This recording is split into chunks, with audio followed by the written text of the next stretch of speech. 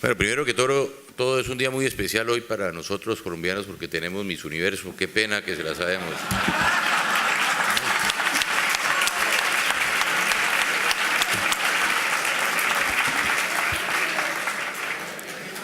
Bueno, ya nos tocaba una vez también, ¿no? Hace 50 años que no la teníamos, ¿no? Bueno, pero seguimos recordando con inmenso corazón también a Luz Marina Zuluaga, nuestra primera Miss Universo. A ver, quiero, antes de iniciar este conversatorio, agradecer a todos los miembros de la mesa de unidad que nos han invitado a participar, a estar aquí presente con ustedes, a invitarnos a participar en este foro sobre poder ciudadano y democracia. Para mí, primero, como colega periodista, saludar a todos los colegas que están aquí, saludar a todos los presidentes de los distintos partidos, a todos los amigos, monseñor. Muchas gracias, Leopoldo, a Lilian, también que nos acompaña, a Patricia, a todos los alcaldes que están aquí con nosotros y especialmente pues también a Felipe y a Sebastián, en que estemos hoy aquí, lo que mucha gente no creía, ¿no? Que 3 presidentes demócratas pudiéramos llegar y estar aquí en Venezuela.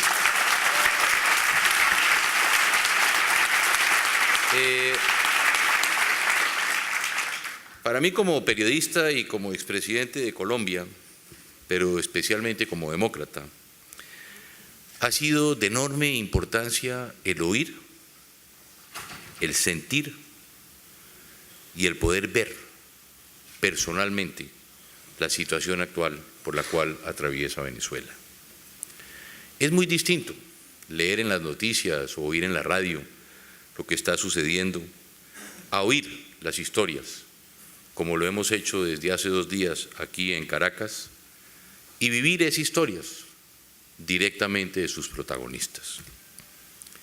Ver, oír y sentir lo que nuestros hermanos venezolanos están pasando, para mí, queridos Felipe y Sebastián, ha sido muy, pero muy impactante. No vengo, y yo diría que no venimos a inmiscuirnos en la política y en los asuntos internos de Venezuela. Venimos a hablar de democracia en un país hermano. Pero en el mundo de hoy, en esta aldea global, es imposible dejar de ver los problemas de una democracia de un país de nuestra región, y menos aún cuando se trata de un país hermano y de un país vecino. Uno, diría yo, que no puede taparse los ojos, no podemos taparnos nuestros oídos cuando uno de nuestros hermanos está pasando por dificultades. Y aquí lo quiero decir hoy, lo que pasa en Venezuela le duele a Colombia, y lo que pasa en Venezuela nos duele a los colombianos. Y menos aún cuando nuestra frontera es una frontera tan viva, y aquí en Venezuela viven tantos compatriotas, tantos millones de colombianos, quienes también se ven afectados por la grave crisis económica, por la crisis social y por la crisis política por la cual se está atravesando. Y por eso quiero hoy, para empezar este conversatorio, hacer, como le decía Carlos, unas breves reflexiones sobre el tema que hoy nos convoca. El poder es algo extraño y es algo fascinante para el ser humano. Yo diría que casi tanto como el amor, desde siempre, desde Adán y Eva, diría la tradición bíblica que comienza por entrelazar estas 2 pasiones. El poder es el motor de la historia, de la civilización y de la barbarie. Siempre está presente y define nuestras vidas, así nunca logremos expresarlo intelectualmente de manera única y precisa. Sin embargo, al hablar de poder en el mundo actual hay un punto de referencia común e inevitable. Unas reglas de juego acordadas universalmente, pero no siempre respetadas. Unos linderos de discusión delimitados por la democracia, y por los derechos humanos. El ejercicio del poder desde cualquiera de sus facetas y contradicciones es esencialmente humano, o sea, moral. El liderazgo, por lo tanto, no consiste apenas en mover o conmover, sino en actuar dentro del marco de respeto de los derechos humanos para producir resultados en pro de toda la sociedad. Para ejercer responsablemente el poder, no basta detentarlo. Algunos líderes fracasan desde los gobiernos por su falta de convocatoria, cuando prima su incapacidad de administrar con éxito la cosa pública o por falta de apertura ante las diferencias de opinión en torno a su gestión. Hace apenas unos días, el presidente Barack Obama señalaba en su discurso al Estado de la Nación o al Estado de la Unión la importancia del liderazgo de principios con la vista puesta en el horizonte. Destacaba asimismo el fracaso del liderazgo ruso, que en algún momento parecía ser un despliegue maestro de estrategia y fuerza, pero que al final solo condujo pomposamente a la destrucción y a la ruina de su economía. Hoy me siento a gusto hablando sobre poder ciudadano en este foro convocado por el poder moral de nuestra hermana Venezuela. Me siento cómodo. Me siento cómodo entre esta admirable generación de valientes líderes jóvenes y capaces que enfrenta desde las calles y las cárceles el reto de recuperar a su patria de una crisis sin antecedentes en su historia.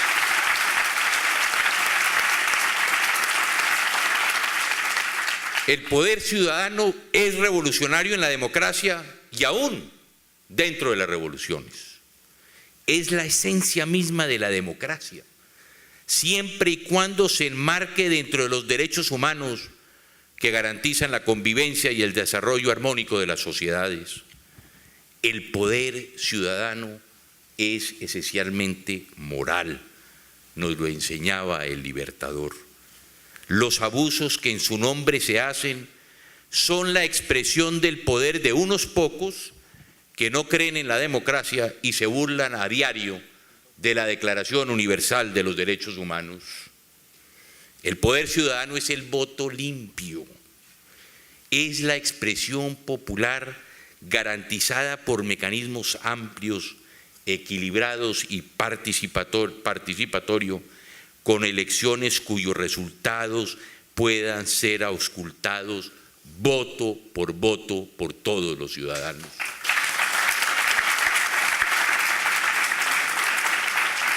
Las votaciones turbias, los resultados impuestos por organismos electorales adictos al poder gobernante son la forma efectiva de birlarle al ciudadano su poder.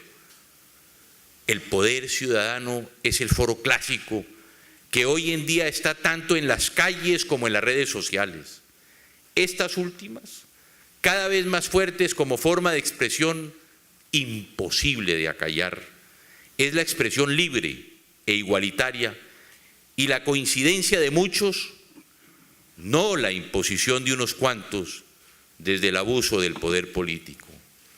El poder ciudadano es transparente y sus líderes no temen porque tienen las manos limpias.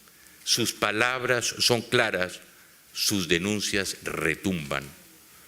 El poder ciudadano es sutil y respetuoso. Es la voz del estudiante, del empleado, del ama de casa, del taxista o la profesora, del deportista o la obrera. Coinciden en anhelo de los derechos humanos como cosa de la vida diaria, en el derecho a opinar sin ser encarcelado, a votar y ser contado.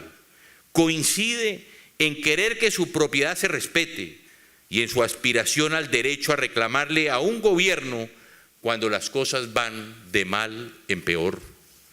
El poder ciudadano es esa capacidad de los ciudadanos de movilizarse con libertad para defender la causa común de la democracia. Muchas veces, En el ejercicio de este derecho, quienes atentan contra la democracia utilizan el temor que causa la represión como arma para coartarlo. Yo les digo hoy a ustedes, frente a la represión, inmovilización. La inmovilización es la capacidad del poder ciudadano de manifestar su inconformidad sin moverse de su casa, sin correr los riesgos ni padecer de temor. Es la forma de protestar contra la que la represión nada puede hacer. Es ese poder silencioso de cada ciudadano, expresado desde la intimidad de su hogar, que retumba en todos los rincones del país. Estas disquisiciones en abstracto las quiero dejar hoy, Carlos, sobre la mesa, con la enorme expectativa sobre la discusión de todos los ilustres participantes que compartirán hoy aquí, desde aquí o desde el auditorio, con nosotros su sabiduría, su experiencia, para ensayar definiciones concretas sobre un tema universal tan apasionante. Muchas gracias. Muy buenos días. Quiero saludar a todas y a todos los que estamos participando de este seminario con mucho cariño, a tantos dirigentes que han puesto tanto esfuerzo por luchar por una causa que vale la pena. Quisiera, siguiendo la tradición establecida por el presidente Pastrana, ustedes saben que los expresidentes no resistimos cuando vemos un podio frente a nosotros, y decirles que quiero empezar estas palabras discrepando en forma categórica y respetuosa con las expresiones del presidente Maduro respecto de las razones y los objetivos de nuestra visita a Venezuela.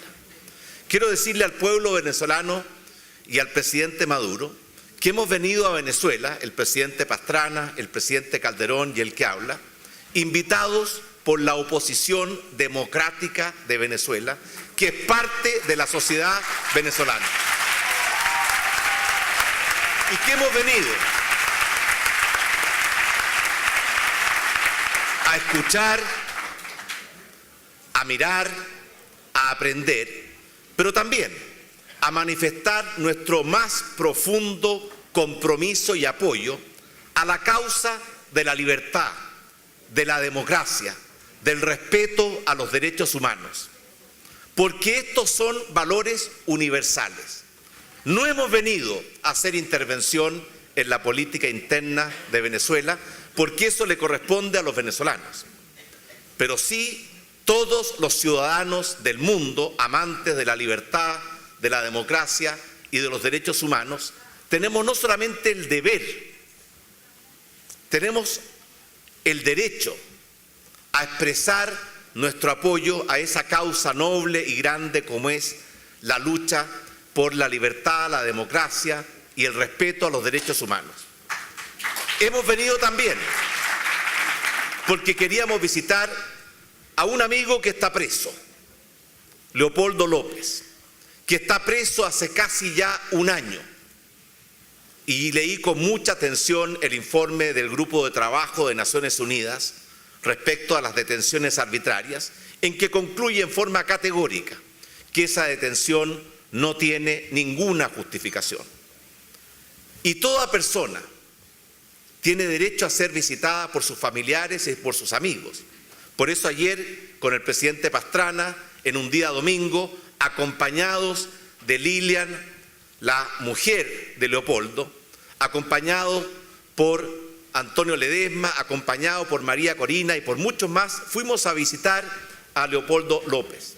Desgraciadamente, las autoridades no permitieron que hubiéramos tenido la oportunidad de conversar, dialogar con un amigo como es Leopoldo López. Pero también hemos venido a participar en este seminario sobre poder ciudadano y la democracia de hoy.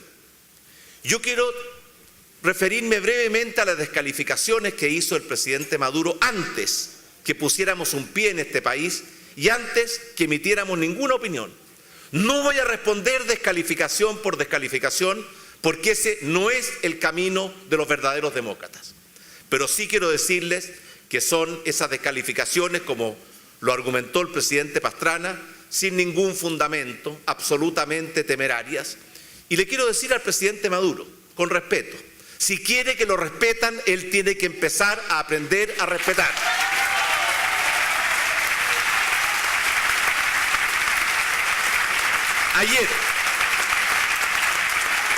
Ayer tuvimos la oportunidad de conversar con dos grupos que nos llegaron profundamente a lo más íntimo de nuestras conciencias.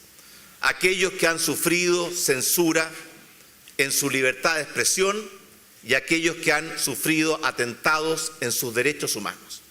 Fueron dos reuniones duras, en ciertos momentos desgarradoras, pero profundamente inspiradoras. Y yo quiero decir que en los tiempos modernos hay valores que no reconocen fronteras, que son responsabilidad de la humanidad toda. Y dentro de esos valores y principios fundamentales están precisamente los más importantes: la libertad, la democracia y los derechos humanos.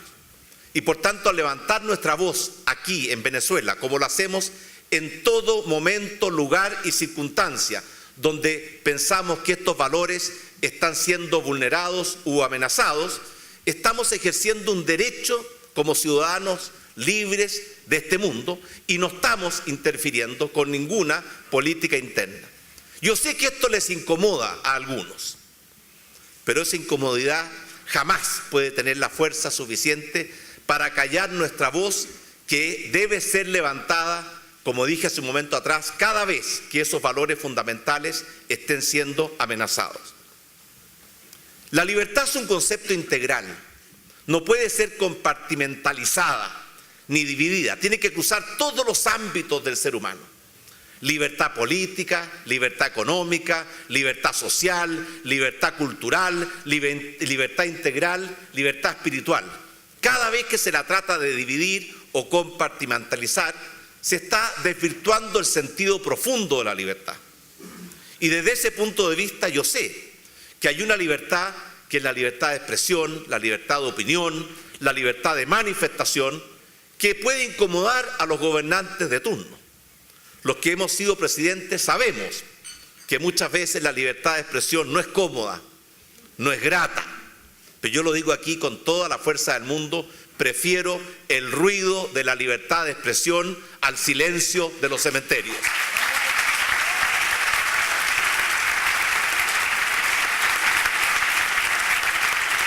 Y respecto a la democracia,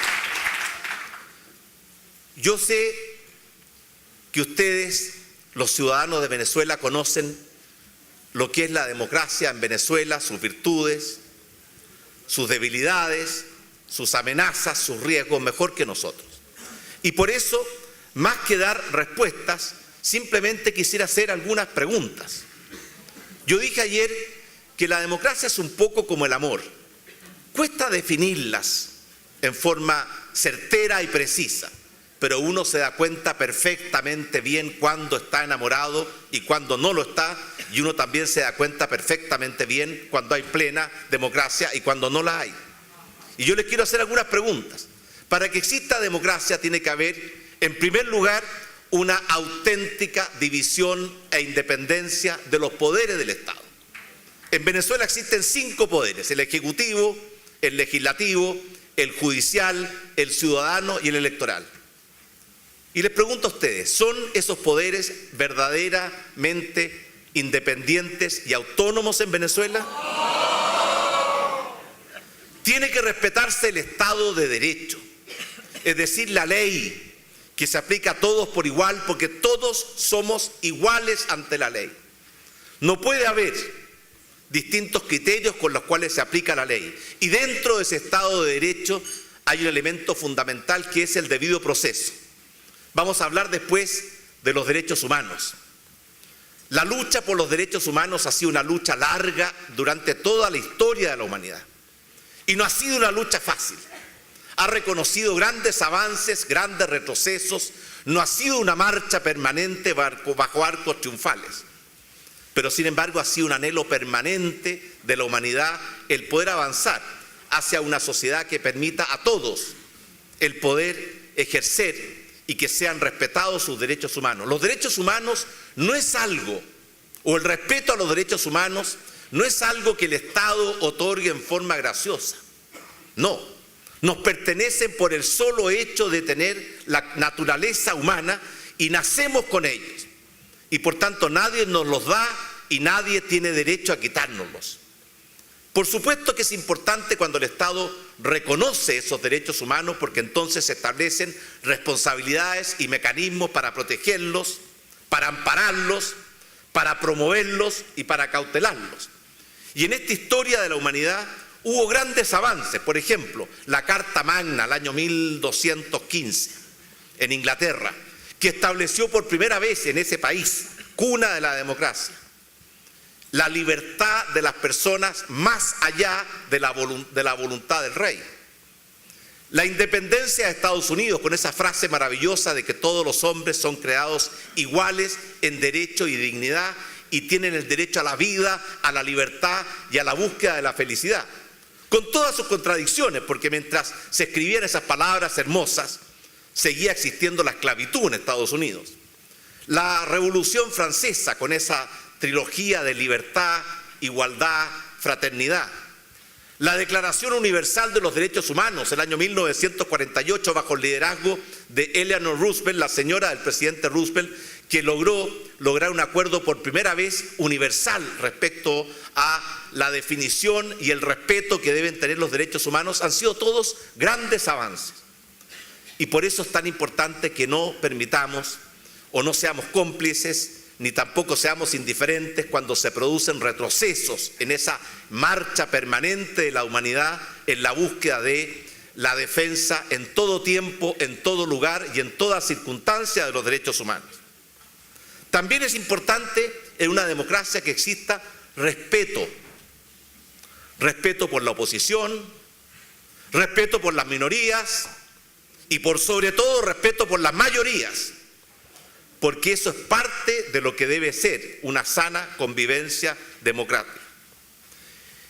Por esa razón, yo creo que es importante, y cuando recibimos la invitación de la oposición democrática, de muchas partes y todos los miembros de la oposición democrática y de la mesa de unidad democrática, el presidente Pastrana, el presidente Calderón y el que habla, no dudamos un segundo porque sentíamos que era no solamente un derecho, sino que una obligación.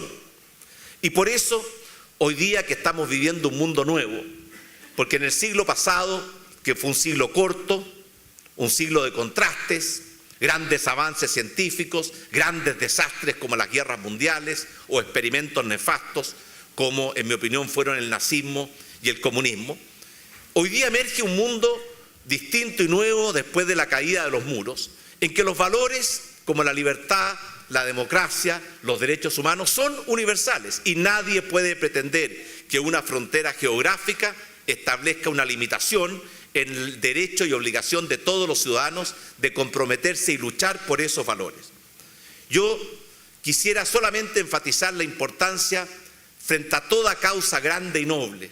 Los señores feudales durante la Edad Media, la noche antes de enfrentar una batalla trascendente, tenían lo que llamaban la vigilia de las armas. Y ahí no se preguntaban cuántos soldados tenían, cuántas armas tenían o qué estrategia iban a utilizar. Se preguntaban por qué iban a luchar al día siguiente. Y es muy importante saber por qué están ustedes luchando, que es una causa de la humanidad entera. Y la lucha tiene que tener algunas condiciones para poder ser fecunda. En primer lugar, la unidad. Nunca debemos dejar de enfatizar la importancia de la unidad cuando luchamos por grandes causas. En la unidad está la fortaleza y en la división está el germen de la debilidad. Pero no basta con la unidad. se requiere también saber por qué están luchando y amor por la causa por la cual están luchando, porque cuando uno no sabe por qué lucha o no ama la causa por la cual lucha, se puede transformar en un simple mercenario. Pero también hay que tener voluntad de lucha, porque si no hay voluntad de lucha, aunque haya amor por la causa, la lucha puede ser estéril. Por eso, hoy día, en que yo estoy perfectamente consciente que se viven tiempos difíciles y en algunos terrenos oscuros en esta hermana República de Venezuela, yo quisiera simplemente terminar recordando a un gran libertario y un gran hombre como fue Víctor Hugo. Víctor Hugo decía: no hay nada más fuerte en el mundo que una idea a la cual le ha llegado su causa.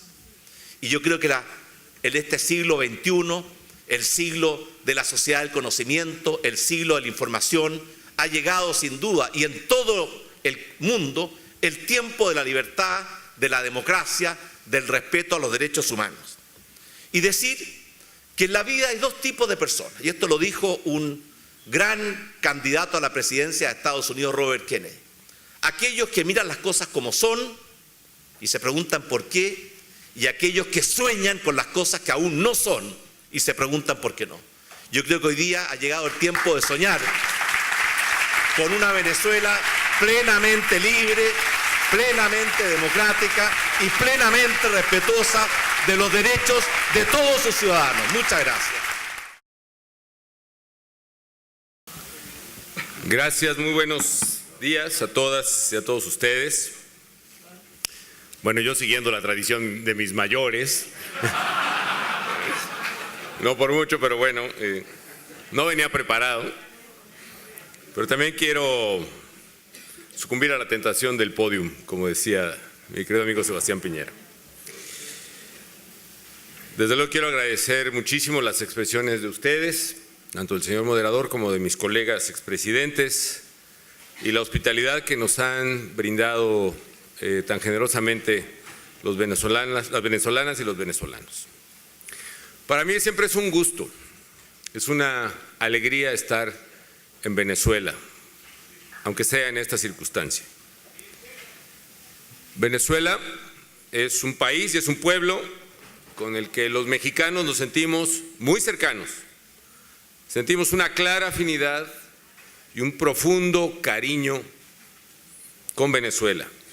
Al igual que con Colombia y con Chile y con muchos países latinoamericanos, y muy diferente que otras regiones del mundo, por cierto, nosotros sabemos que más allá de nuestras banderas, los latinoamericanos somos hermanos. Nuestra presencia aquí es precisamente eso, un ejercicio de hermandad, un ejercicio de fraternidad. Y hemos venido a Caracas, y es mi caso, en particular en mi caso, por una razón específica. Hemos venido los tres a solidarizarnos con todas las venezolanas y con todos los venezolanos. Y en lo personal, además, he venido a pagar una deuda. He venido a pagar una deuda de gratitud. Cuando en México vivíamos un régimen autoritario, quizá no en una situación tan delicada como en otros países, pero definitivamente no democrática a final de cuentas, eran pocas, muy pocas las voces que venían de fuera a solidarizarse con nosotros. Siempre caía sobre ellas el dedo flamígero de un nacionalismo que rayaba en chauvinismo y de la diplomacia políticamente correcta. Pero una de esas voces persistente, que nos llenó de esperanza en los momentos más oscuros, eran voces venezolanas, voces alegres y sabias. En nuestro caso eran entonces nuestros amigos de Copey, a quienes les agradezco, por cierto, que me hayan recibido en el aeropuerto a las 2 de la mañana. Y muchas gracias, Roberto Enríquez, presidente de Copey, por estar aquí, y amigos vicepresidentes. Pues bien, vengo a saldar esa deuda, vengo a pagar lo que debemos. Es una deuda de gratitud, como he dicho, porque ha pasado el tiempo y es ahora el pueblo venezolano el que pasa por un momento de dolor y de tristeza. He estado al pendiente de ustedes, he estado reenviando en redes sociales la información que nos mandan. He hablado por Venezuela en los foros públicos y en las reuniones privadas. En fin, hoy, sin embargo, doy gracias que puedo estar aquí. Joanny Sánchez, la valiente bloguera cubana, explicaba que los cubanos estaban aislados literalmente del mundo. Y no era meramente por ser Cuba una isla, la mayor del Caribe, sino y sobre todo porque alrededor de Cuba había un enorme muro, un muro que no solo no los dejaba ver a ellos, los cubanos, por ejemplo, la parte externa del Morro de La Habana, es decir, la que se ve desde el mar cuando se va llegando a la capital, porque muy pocos cubanos han podido salir, sino que ese mismo muro tampoco deja ver desde afuera lo que pasa adentro. Y por eso los cubanos, en sus sufrimientos y en sus afanes cotidianos, estaban tan aislados del mundo. Pero hay algo más con ese muro que Joanny lo ve en Cuba y que no debemos permitir que se siga construyendo en Venezuela. Ese muro, explicaba ella, se construye desde dentro, por parte de cubanos que construyen sobre otros cubanos, para que no salgan, para que no se comuniquen, para que no sepan, para que no vean. Pero también, y desgraciadamente, es un muro que se levanta desde fuera. Es un muro que se levanta todos los días con la indiferencia de los muchos que vivimos afuera. Es un muro que se construye desde afuera, que se eleva todos los días a alturas inaceptables. Afuera hay muchos operarios del muro acomodando pesados bloques de granito. Es un muro de evasiones, de ojos que voltean a mirar para otro lado, de miradas evasivas, de silencios, de omisiones. Es un muro que cuando alguien ve desde fuera lo que ocurre adentro, se apresura a levantarlo para que en todo caso sus ojos ya no vean más. Que solo sea algo como una extraña visión o un espejismo pasajero. Por eso saluda como si no pasara nada, comenta y charla internacionalmente como si no hubiese visto nada y sigue su camino. Quien construye el muro desde fuera es como la tripulación de un navío que al ver una balsa de náufragos a un costado del barco, mira hacia el otro lado y sigue su travesía. Y así hay partidos políticos, medios de comunicación, gobiernos, universidades, sociedades que en todo el mundo construyen el muro no desde adentro, desde fuera. En especial en nuestra América Latina se construyen desde fuera muros que aíslan a pueblos heridos y sufriendo, como el bravo pueblo de Venezuela. Pues bien, amigos, yo no sé si yo pueda tirar el muro por mi cuenta. No sé siquiera si los venezolanos puedan hacerlo. Creo que al menos es más difícil solos. Lo que sí sé es que yo no puedo más seguir poniendo piedras de indiferencia por fuera del muro que rodea a nuestros queridos pueblos de América Latina.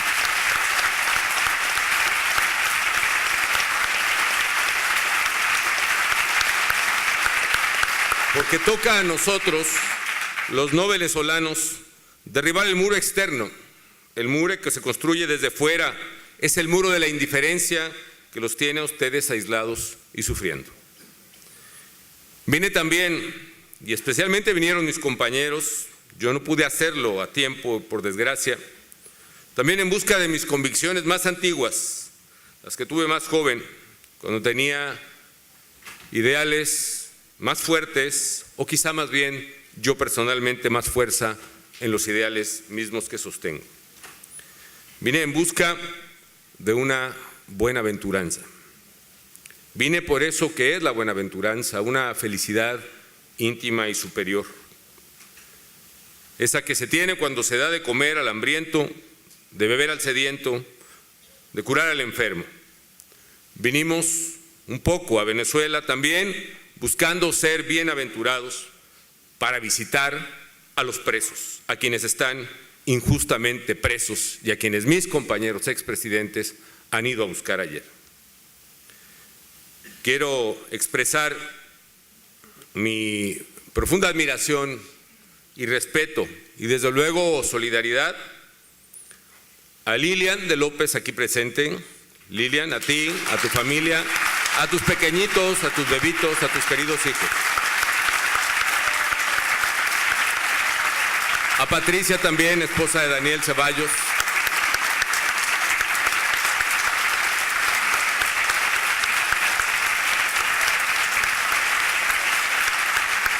A ellas, las esposas, las madres y los padres, quizá a muchos les impida el muro verlos, pero a los hijos de Leopoldo López, a los hijos de todos los injustamente encarcelados en Venezuela, nadie tiene derecho a no verlos en ninguna parte del mundo.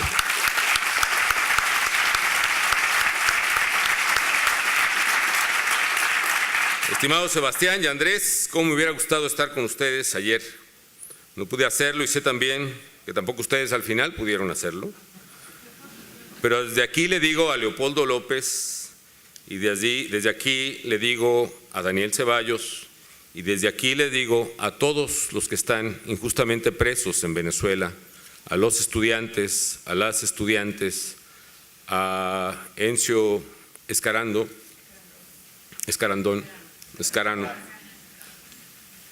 a todos ellos, que nuestra visita a Caracas es precisamente para visitarlos, que lo hacemos además también en busca de nuestra propia buena aventuranza, que nos acepten que esta sea una visita específicamente a los presos y que nos permitan ser bienaventurados. Así que he venido a solidarizarme, amigos, con todos los venezolanos también, quiero aclararlo. Y por favor nadie me tome a mal lo que voy a decir. No vine a solidarizarme específicamente ni con el Congreso Ciudadano, ni con Voluntad Popular, ni con Copey o con Primero Justicia, ni con María Corina, ni con Enríquez. Me vine a solidarizar con todos. Y no solo los que están en la oposición. ¿Qué va?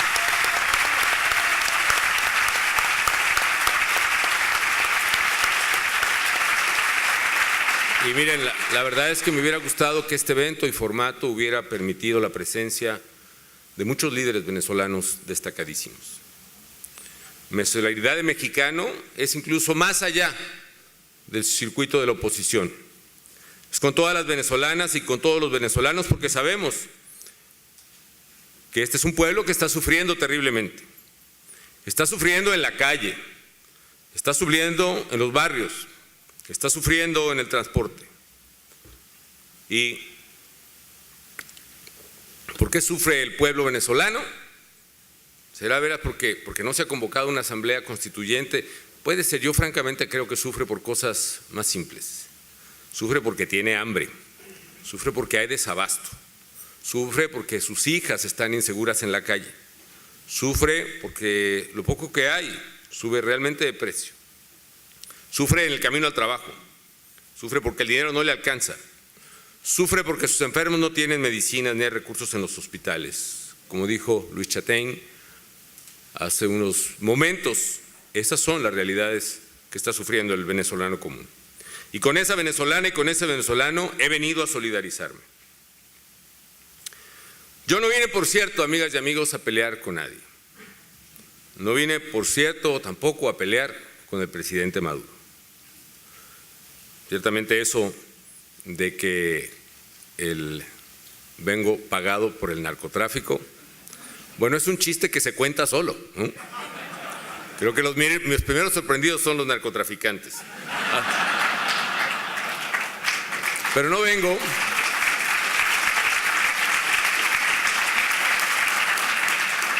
no vine a pelear con nadie, a aceptar la provocación de nadie y a provocar a nadie. Vine a solidarizarme con el pueblo de Venezuela por el difícil momento social, económico y político que está viviendo.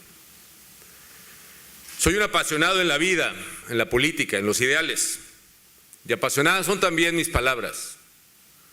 Pero de entre las palabras apasionadas que florecen del corazón, en un momento tan delicado como un pueblo, si hubiera que escoger versos revolucionarios e incendiarios, u optar por versos de manos tendidas como los de Martí, prefiero hoy los de Martí. Prefiero el cultivo una rosa blanca en julio como en enero, para el amigo sincero que me da su mano franca, y para aquel que me arranca el corazón con que vivo, cardo ni ortiga cultivo, cultivo una rosa blanca. Y la quiero cultivar así porque sé que debe haber alguien dentro del gobierno venezolano que esté bien consciente de que las cosas están muy difíciles en Venezuela y con los hechos económicos que todos sabemos asociados al petróleo estarán incluso peor. Y que no puede una sociedad así vivir en medio de la tensión, de la incriminación y de la polarización, que es más y más grave y más tensa y más violenta cuando es hecha, entre otras cosas, por el propio gobierno. Creo que en lugar de polarizar las cosas, en lugar de agredir amigos y enemigos, en lugar entendible de hacerlo quizá con quienes no somos venezolanos, pero no puede hacerse con quienes son sus hermanos de carne y de tierra. Creo que, sinceramente lo digo, que en estos momentos delicados de Venezuela tiene que haber un acercamiento del gobierno con todos sus ciudadanos y tienen que dejarse atrás los instrumentos de represión, de acoso y de polarización a las venezolanas y a los venezolanos. Yo creo que las sociedades libres y justas pueden alcanzarse y tienen que alcanzar y colaborar en la construcción democrática del bien común. La democracia como sistema de vida y de gobierno está fundado en la igualdad de los seres humanos. Es una condición necesaria para que cada cual pueda ejercer sus derechos. Y la nítida expresión de esa igualdad es el respeto a la pluralidad. Una pluralidad en donde no puede castigarse con prisión a alguien que expresa sus ideas y que dice lo que piensa. La democracia no puede alcanzarse negando la existencia del que piensa distinto, sino dialogando con él para encontrar puntos comunes a partir de lo cual sea posible avanzar. Queridas amigas, queridos amigos, cuando hablamos de transiciones democráticas, debemos pensar en estas como procesos que expresan vitalidad, procesos en que las sociedades, para ir adoptando esquemas de convivencia pacíficos, procesan diferencias, cambian estructuras, construyen instituciones, practican acuerdos, avanzan, corrigen retrocesos, caen y se levantan. Instituciones que a final de cuentas puedan garantizar el paso de una generación a otra de la pluralidad que se debe guardar como un tesoro. Mejores condiciones institucionales de democracia abren las puertas a la participación ciudadana y a la vez solo la participación ciudadana abre mejores condiciones institucionales a la democracia. Sé que en la mente de todos ustedes, amigas y amigos, sin embargo, no está la teorización ahora de lo que es la democracia en sí misma, ni sus elementos, ni sus orígenes griegos, sino simple y sencillamente está la idea de qué hacer con la Venezuela querida de ustedes y también en nosotros. Y por eso, más que opinar yo de temas específicos, teoréticos, o entrar en detalles que solo a ustedes corresponden, temas específicos de Venezuela, quizá lo que pueda hacer es compartirles lo que nosotros vivimos desde México para lograr una transición del autoritarismo a la democracia. Pensaba comentarles a ustedes cómo fue todo este proceso que duró décadas. No hay tiempo para eso y veo claramente que las condiciones son distintas. Lo que voy a hacer en no de tiempo entonces es decirles lo que yo recuerdo cuando luchamos desde la oposición frente al autoritarismo y cuando asumimos estrategias de no violencia que a final de cuentas construyeron mejores instituciones que un día permitieron a México transitar a la democracia. Por eso, aquí mis comentarios se centrarán en eso precisamente, en qué es la no violencia. Mi primera recomendación, respetuosa y con enorme cariño. La primera, amigas y amigos, es acerca de la unidad de los ciudadanos. O si ustedes quieren, la unidad de la oposición democrática, que como bien dijo la rectora, debe ser mayoría democrática en Venezuela. Es seguramente mayoría democrática.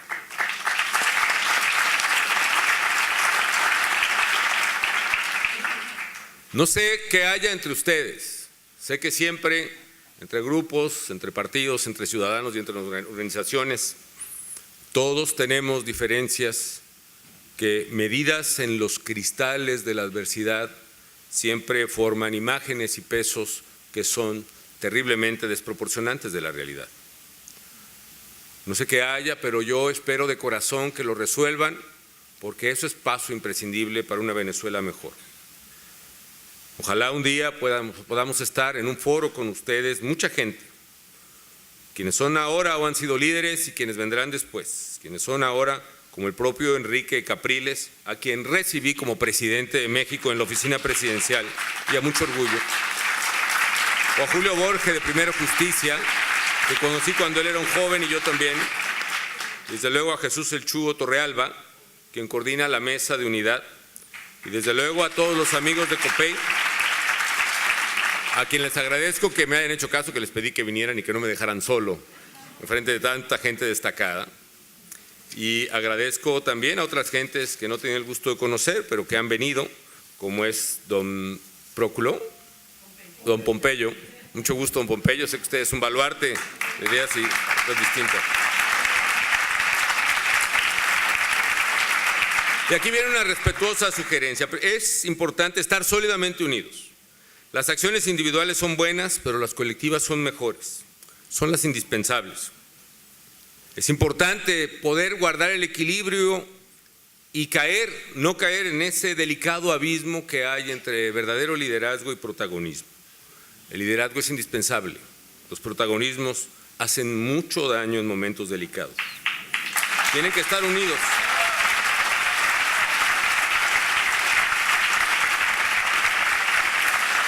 Tienen que estar unidos y tener la inteligencia de poder darse uno al otro su lugar y de reconocer sus respectivos y recíprocos liderazgos. Se trata de hablar no de uno para que todos escuchen, sino que todos podamos hablar y todos escuchar. Compartir la tarea, compartir la responsabilidad, compartir los costos, compartir los riesgos, compartir el mérito, todo en unidad. Tenemos que aprender una vieja máxima cuando se lucha en estas condiciones. Si quieres llegar rápido, ve solo, pero si quieres llegar lejos, vayamos juntos. Si quieres ir rápido, llegarás pronto, pero no llegarás muy lejos. Tienen que ir ustedes juntos. La segunda recomendación respetuosa.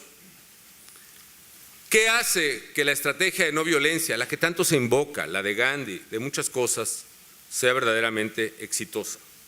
Algo que muchas veces es casi inaceptable. Se requiere que sea no violenta.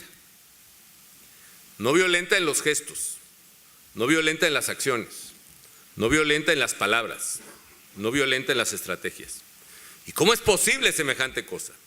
Si cuando uno más necesita estrategias eficaces y de fondo, es cuando uno está más molesto, es cuando uno está más irritado, es cuando uno está más indignado, es cuando uno se alivia diciendo los mayores insultos posibles, las mayores ofensas y agravios personales.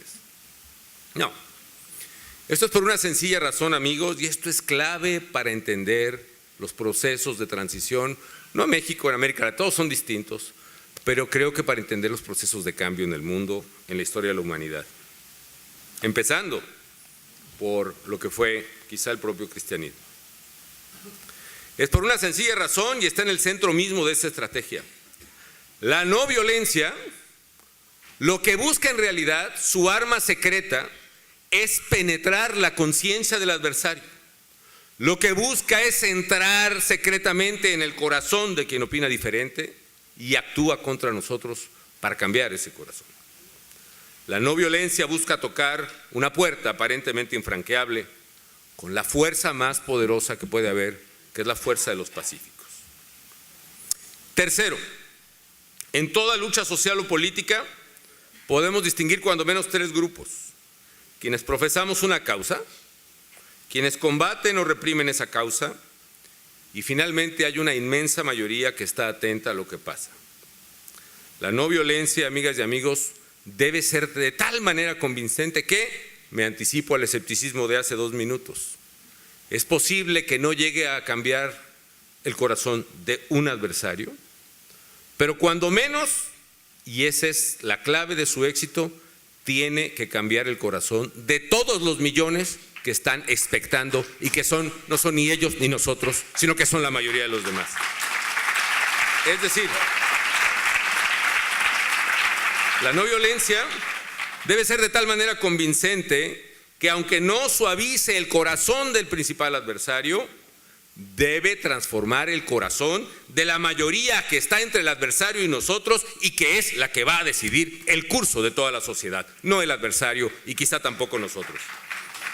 Cuando la no violencia no es tal, cuando la no violencia no sigue su máxima principal, se convierte en radicalización, en agresión, en respuesta y en venganza recíproca que genera espirales que nos llevan precisamente al dolor y a la desesperación.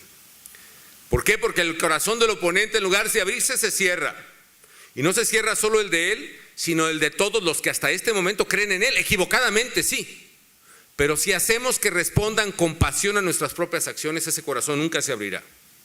Tenemos que abrir el corazón de los que observan y que son la mayoría y que son quienes están precisamente en las calles sufriendo la escasez, sufriendo el desabasto, sufriendo la inseguridad, sufriendo el alza de precios y que no están ni en los partidos, ni en estos movimientos, ni en el gobierno, ni en el ejército.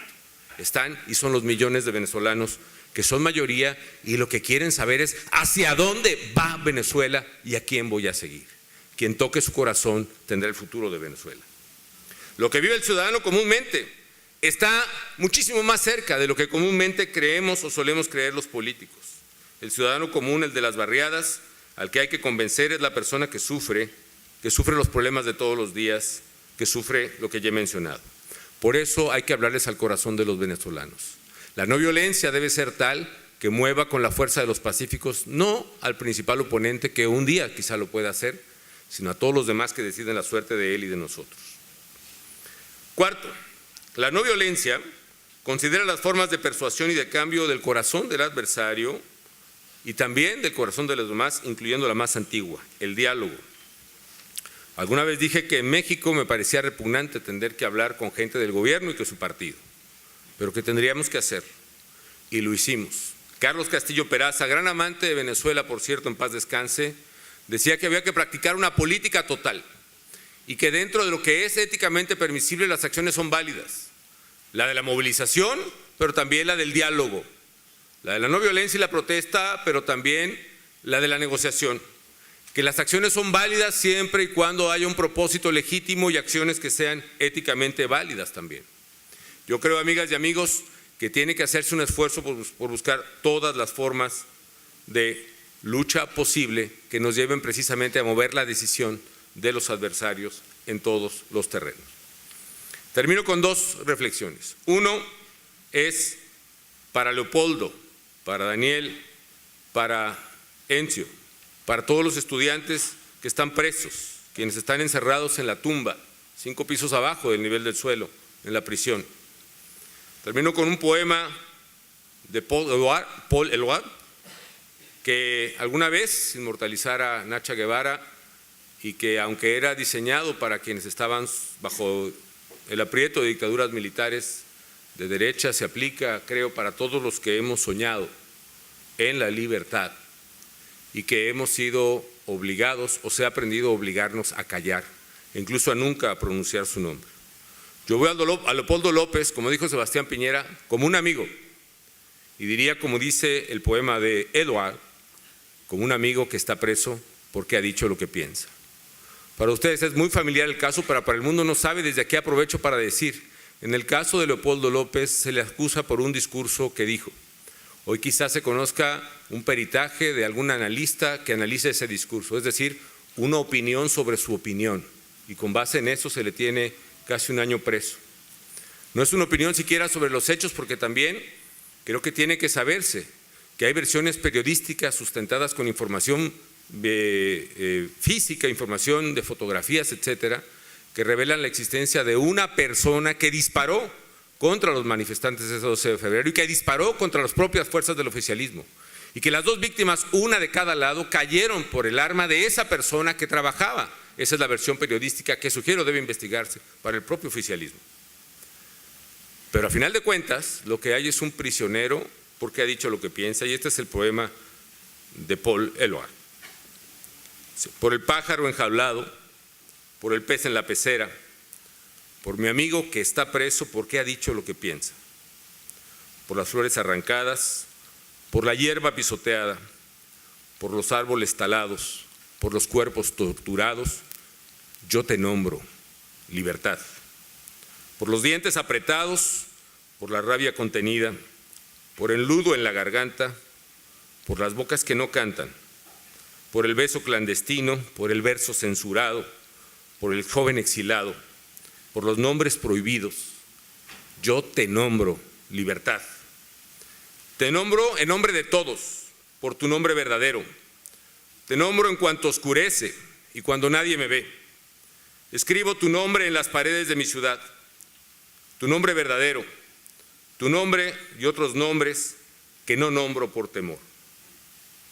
Por la idea perseguida, por los golpes recibidos, por aquel que no resiste, por aquellos que se esconden, por el miedo que te tienen, por tus pasos que vigilan, por la forma en que te atacan, por los hijos que te matan, yo te nombro libertad.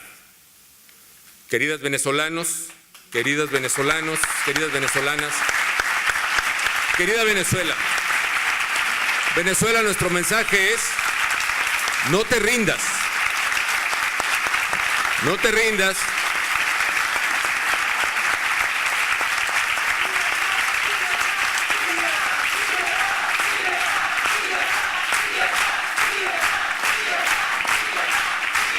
No te rindas, Venezuela, porque sabemos que la libertad vendrá como viene el sol después de la noche, como viene la primavera después del invierno, y que más allá del silencio formal en el mundo, del muro que construye el mundo desde afuera, habemos millones y millones atentos a lo que está pasando en este querido y bravo pueblo. Así que Venezuela, no desfallezcas, y al mundo le pido y le digo, a los medios, a los gobiernos, a los partidos, a la sociedad, a que no sigamos construyendo muros desde fuera, ni en Venezuela, ni en ninguna parte. El muro que ha aislado a otros, a Cuba o a Venezuela, no tiene razón de ser. Pido al mundo que sea solidario y que siga atento a Venezuela. Venezuela, no te rindas, la libertad viene, está cerca. Gracias.